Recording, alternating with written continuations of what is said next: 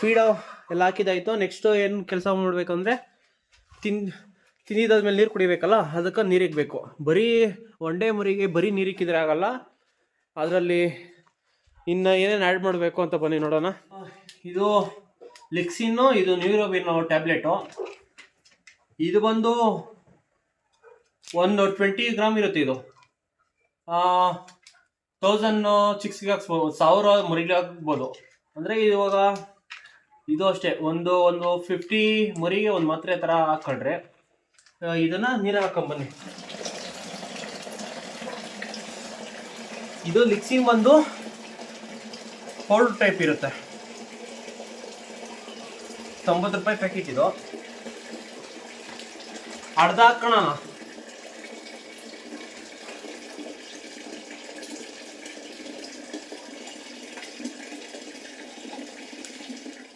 ಇದು ಬಂದು ನ್ಯೂರೋಬಿನ್ ಟ್ಯಾಬ್ಲೆಟ್ ಅಂತ.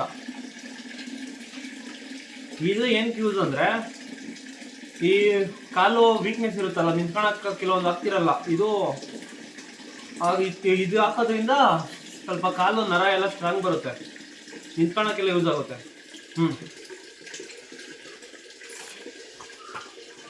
ಈ ಥರ ಇರುತ್ತೆ ನೋಡಿ, ಕಾಣಿಸ್ತಾ?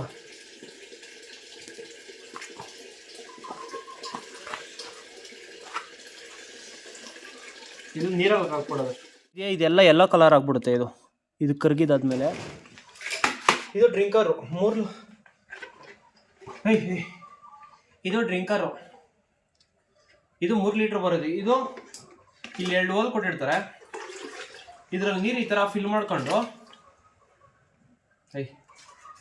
ಈ ಪ್ಲೇಟಿಂಗ್ ಮುಚ್ಚಿಬಿಟ್ಟು ಹಿಂಗೆ ಹಾಕ್ಬಿಟ್ರೆ ಸಾಕು, ನೀರೆಲ್ಲ ಈ ಹೋಲಲ್ಲಿ ಹೋಗ್ತಿರುತ್ತೆ.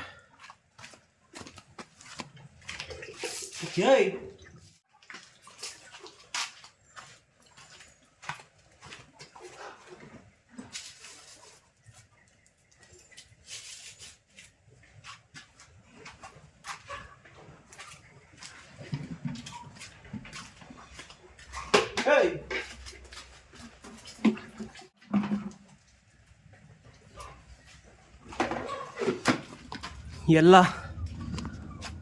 ನೀರೆಲ್ಲ ಇಟ್ಟಿದಾಯಿತು, ನೀರು ಫೀಡು.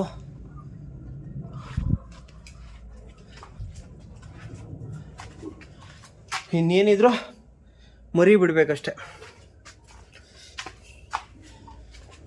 ಈ ಥರ ನೋಡ್ಕೊಂಬಿಟ್ರೆ